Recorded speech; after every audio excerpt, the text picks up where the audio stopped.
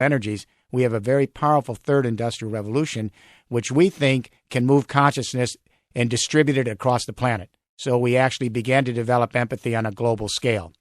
There are 4 pillars to this third industrial revolution that are being rolled out simultaneously in various regions of Europe.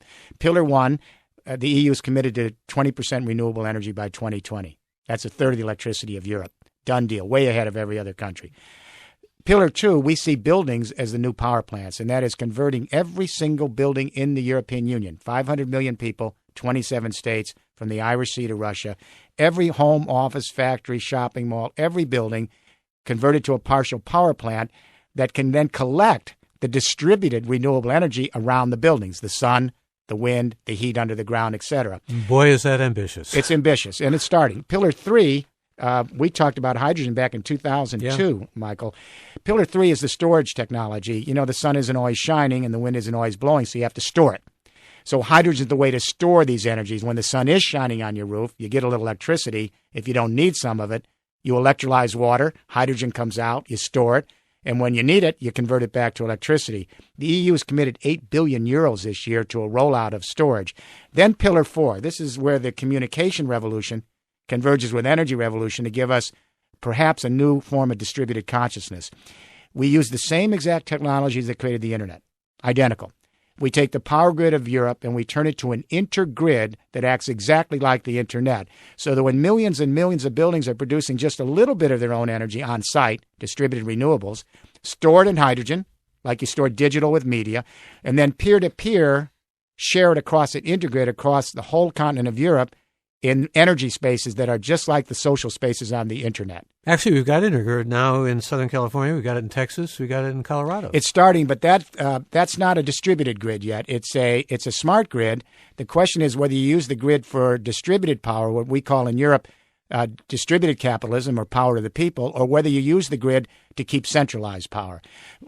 Our belief is that once we go to distributed communication, organizing distributed energy, third industrial revolution, it means that every family and business takes responsibility for their small swath of the biosphere by collecting the renewable distributed energy on site, then sharing it across continental land masses.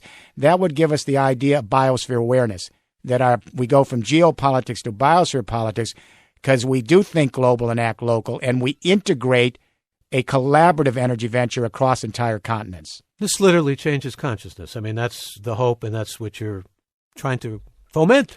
That's the hope. And I should say empathy, is the opposite of utopianism. People say, well, doesn't this sound utopian? We can't even pass a health care bill, and you're talking about biosphere awareness. But you don't even have to talk utopia. Talk about political will. We don't have the political will, but that's because we're living off ideas that actually thwart our real nature. If you have a set of governing institutions and business models and school models that promulgate the idea that we're interested, utilitarian, pleasure-seeking, autonomous agents, then that's the kind of world that we create in the institutions we have. So I think we have to rethink the human narrative. If our scientists are right and we are homo empathicus, that we are wired for that, and if that is thwarted by our society, then the secondary drives come in, the narcissism, the aggression, and the violence. We got to get back to our core nature. Well, let me get you back to healthcare, because one could say this is a failure of political will. One could also say it's a failure of empathy, because the President of the United States, Barack Obama, said, this is a moral issue. We need to feel for all these people who don't have health care, and we need to do something about it. Well, that's why we have to have a global discussion. I really believe that, at the beginning of the modern market economy and nation-state era, there was a great philosophical discussion. It all happened in less than 30 years. That was the Enlightenment philosophers, John Locke, Adam Smith, René Descartes, Condorcet, and they took on the church's worldview. The church said that human nature is depraved, we're born in sin, and salvation waits in the next world. The philosophers of the Enlightenment said, no, you're born to seek your own utilitarian interest. I think we have to have a new global discussion at the dawn of a global economy and a biosphere era on rethinking human nature. And if our real core nature is homo empathicus, we've got a lot of work to do to change all of our institutions, from schooling to governance. Michael, you remember after the Iran elections, this gets to this whole question of politics and will, all right? After the Iran elections, those flawed elections, you remember the young college students protested in the streets. It got violent. The government started to shoot. one young woman, a college pre-med student, was gunned down on the streets. And you remember someone had a cell phone video and viewing that as she died. Within an hour on Twitter and YouTube, across the world, an entire generation right there, all over the world, empathizing with those students in solidarity on those streets. So even though there's all of these bad things in the world, we are now connecting the central nervous system to the human race, for sure. But there's still tyranny in Iran. And as you spoke about that, I thought, of course, about the young man on top of the tank in Tiananmen Square before things moved as quickly as they do today. And there's still tyranny in China.